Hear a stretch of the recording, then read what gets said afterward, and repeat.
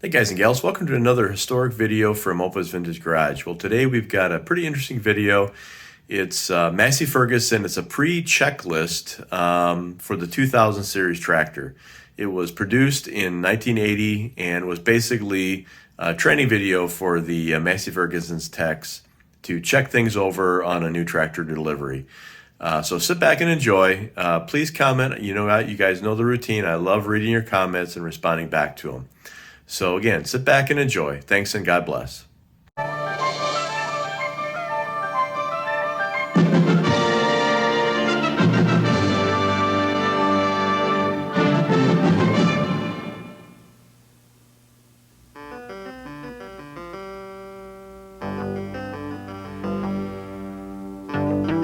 When it comes to pre-delivery inspection, Massey Ferguson counts on you to make sure their final product is all that it was designed to be, all the customer expects it to be. It's an important job. The purpose of this three-part program is to review each of the inspection steps involved in preparing a 2000 series tractor for delivery to the customer. The outline for the pre-delivery inspection process can be found in the back of the 2000 series operator's manual. Use this inspection checklist as a guide and be sure to complete and sign the checklist for every pre-delivery you prepare.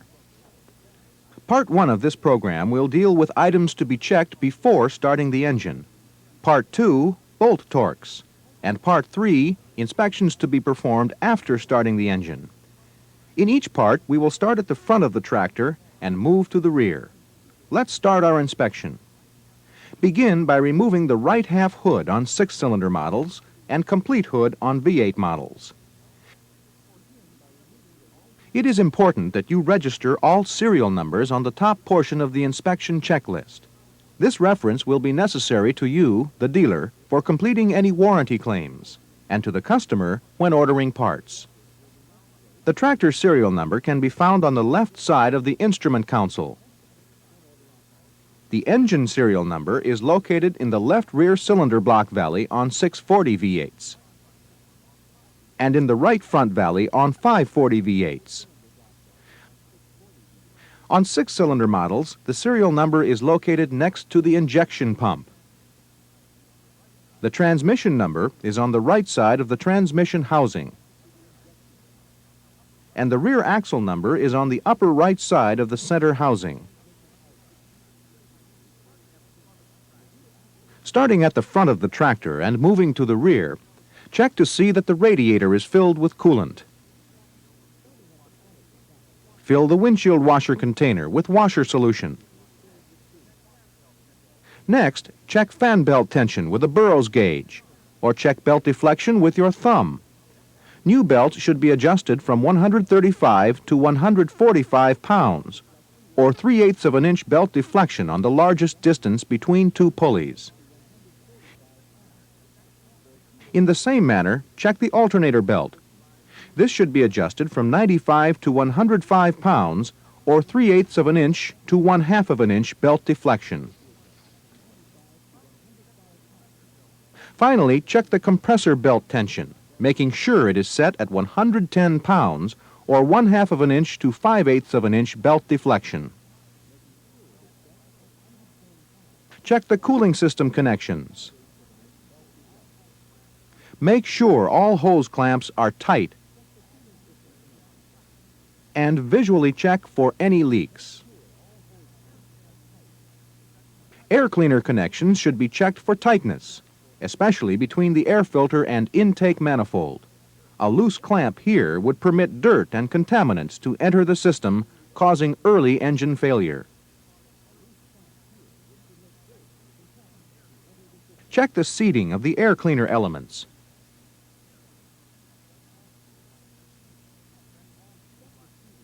And check all fuel line connections for tightness.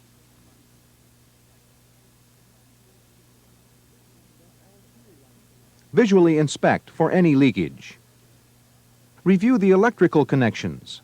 See that all terminals are tight, particularly at the starter. And make sure the battery cable and the solenoid wire are at least 1/4 of an inch apart. Next, check the oil drain plugs. The crankcase drain plug should be tight, and there should be no sign of leakage. Also, check the hydraulic system oil plugs under the transmission.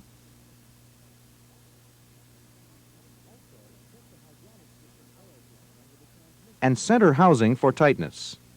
There should be no sign of leakage.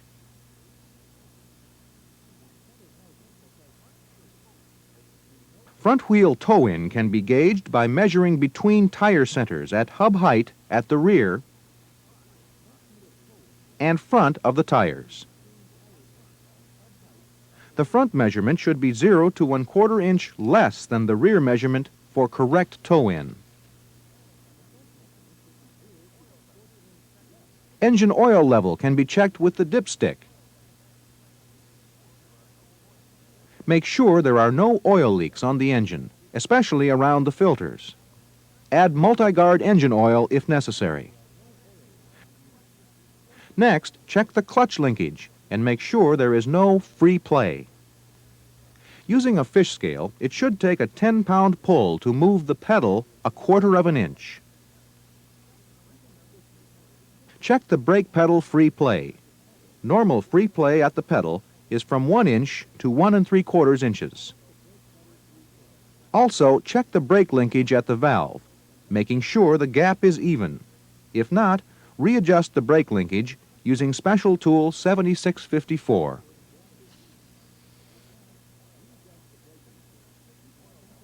Check the transmission oil level on the dipstick and inspect all hydraulic lines for leaks. Add Permatran hydraulic oil if necessary. Make sure the cab air filter element is in place and seated properly.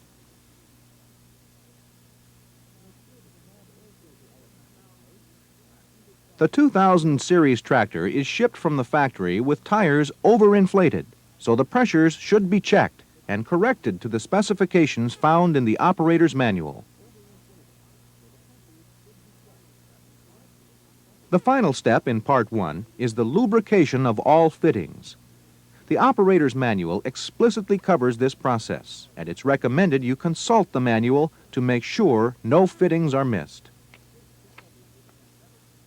As you lube, remember to clean the gun and fittings before and after each greasing.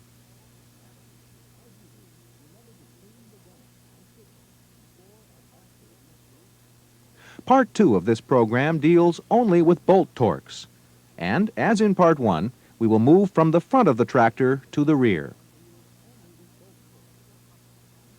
The front wheel hub bolts should be tightened to 125 foot-pounds. Front axle, 400 to 450 foot-pounds. Steering bolts, 125 foot-pounds. Front support side mount bolts, 170 foot-pounds. Front support pan bolts, 300 foot-pounds on the smaller and 500 foot-pounds on the larger. Engine to transmission bolt torques will vary, depending on size. 1/2 inch bolts, 80 foot-pounds. 5/8 inch bolts, 180 to 225 foot-pounds. 3/4 inch bolts, 300 foot-pounds. And 7/8 inch bolts, 450 foot-pounds. The transmission to center housing bottom and side bolts, 180 foot-pounds. Top bolts, 250 foot-pounds.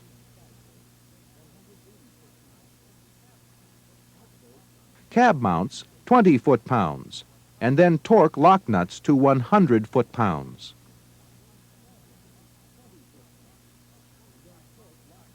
Auxiliary hydraulic side covers, 45 foot-pounds. Trumpet housings, 170 foot-pounds. Top link anchor, 170 foot-pounds.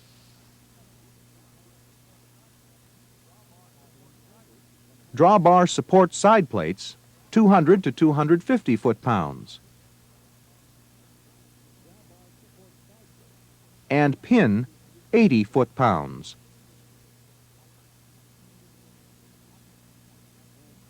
On the three-point linkage, the cylinder pivot should be tightened to 200 foot-pounds.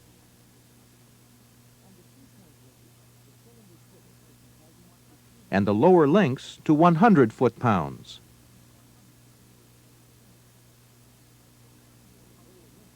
The rear wheel hub bolts should be tightened to 375 foot-pounds. For tractors equipped with the PAVT wheels, the ramp clamp bolts are torqued to 275 foot-pounds evenly in 3 stages. Or, if the tractor is equipped with manual adjust wheels, tighten the manually adjusted wheel clamps to 160 foot-pounds.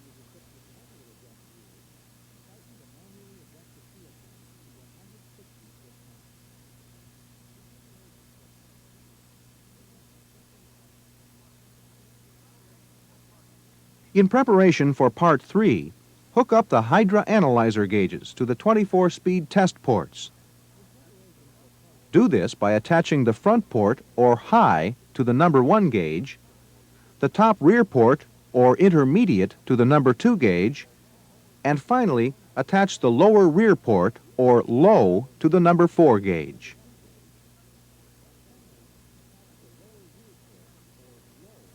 This equipment will be used in the 24-speed control valve test later in the inspection. Before getting into the cab and engaging the starter, make sure the fuel shutoff valves on the bottom left side of the fuel tank are completely open. Make certain to hook up the exhaust elimination system. You should never operate an engine in a closed building without effective exhaust elimination. Move into the cab. Make sure the transmission is shifted into neutral before making the following checks. Turn the ignition switch to the first or on position. Check the warning light cluster and see that the lights have come on for engine oil, alternator, power shift clutch oil for tractors equipped with the 24-speed transmission, and for transmission oil pressure. Turn the ignition switch through to the start or second position. The balance of the lights should illuminate briefly, and the air filter restriction buzzer will sound. Lights and buzzer should go out when the engine starts. It's a good practice to put the tractor on a dynamometer to assist in warming up the complete tractor for further checks and testing. The tractors are equipped with a safety start position. The clutch must be fully depressed before the starter will engage. Start the tractor. If the engine does not start immediately, do not crank the engine with the starter for more than 30 seconds at a time, as this will overheat the starter. If the engine fails to start, allow 30 seconds for cooling of the starter before cranking the engine again. Once the engine is running, engage the PTO control lever. The IPTO warning light will illuminate, and the PTO shaft will turn. Continue to run the engine at a low load rate. While the tractor is warming up, the next several checks can be made. The steering wheel column should be fully tested for telescoping and tilting. The column can be set and locked in an infinite number of positions by pushing down on the handle, repositioning the column, then pushing up on the handle to lock it in place. The steering column can also be extended or retracted by unlocking the center medallion, sliding the column of the steering wheel, and then relocking the center medallion. Check the parking lock by pulling out on the handle. It should ratchet 3 or 4 times. The parking lock warning light on the panel should illuminate. To release, turn the handle counterclockwise. There are 4 sets of lights to check. First, the 3-position work lamp switch. First position, for front lights only. Second position, for rear lights only. And third position, for front and rear lights. Next, the 2-position directional indicators. Turning the handle to the right will illuminate the blinking right indicators.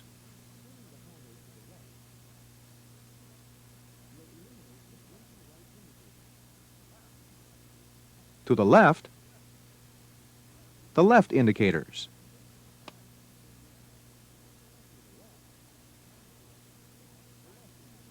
Engage the flashing amber warning lights by pulling the switch out to the on position and pushing in for the off position. And finally, the 2-position light switch. Turn this switch to the right. First position will illuminate the panel and the rear red lights. Second position will illuminate the headlight as well as the panel and rear red lights. Next, engage the air conditioning and blower fan, making sure the compressor is operative. Engage the windshield wiper and depress the windshield washer button, verifying they are operational. And finally, turn on the heater and make certain it is operational. Now we can test engine RPM. Engine idle RPM will be 750 plus or minus 25 for all 2000 series tractors. Engine full throttle RPM will vary in the 2000 series, so be sure to consult the operator's manual for the specifications of your model. To assist in break-in, run the tractor on the dynamometer for about 2 hours at varying loads and full engine RPM. We're now ready to review the operational features of the 2000 series tractor, starting with the 24-speed transmission control valve test. Having already hooked up the Hydra analyzer gauges, run the engine at 1500 RPM. Move the top console lever to high. Gauges 1 and 2 should pressurize. High pressurizing faster than intermediate. Intermediate will hesitate, then fully pressurize. Next, move the lever to intermediate. Pressure on gauges 1 and 2 should drop very close together. Move the lever to low. Gauges 2 and 4 should pressurize. Low pressurizing faster than intermediate. Then move the lever to intermediate. Pressure on gauges 2 and 4 must drop very close together. Finally, depress the clutch pedal. Intermediate should pressurize gauge 2. If you have a problem in this step, be sure to consult the MF Service Information Manual for 2000 series tractors on troubleshooting the 24-speed transmission. After idling the engine for a few minutes, shut it off. Disconnect the dynamometer and the Hydra analyzer gauges.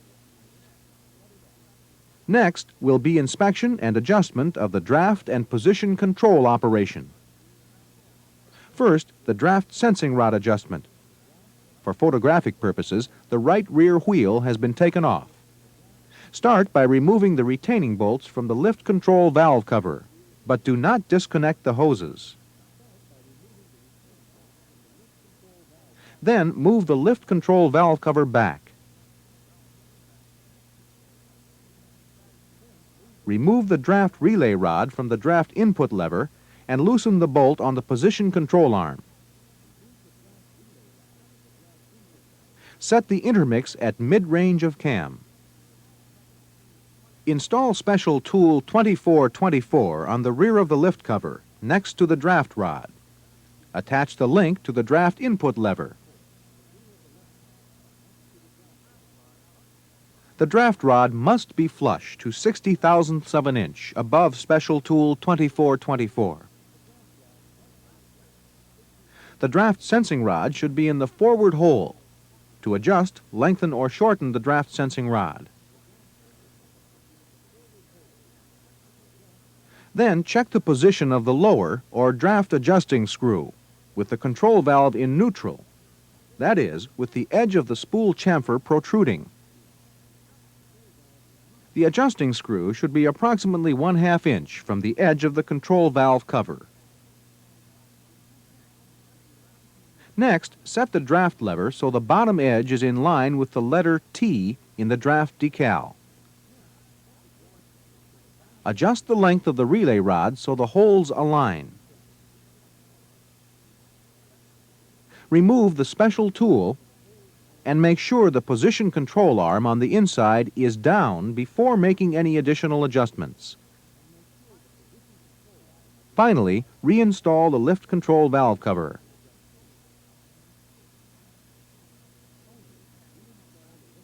Next, the draft control adjustment. You may have to attach approximately 1,000 pounds to the lower links for the following tests. Start by setting engine speed at 1,500 RPM. Remove the top access plug at the rear of the control valve cover. Turn the upper or transport shutoff screw counterclockwise until you hear a hissing sound from the control valve. Place a mark across the lift cover and lift arm. Then, turn the screw clockwise until the hissing sound from the control valve stops. Continue for 2 more full turns.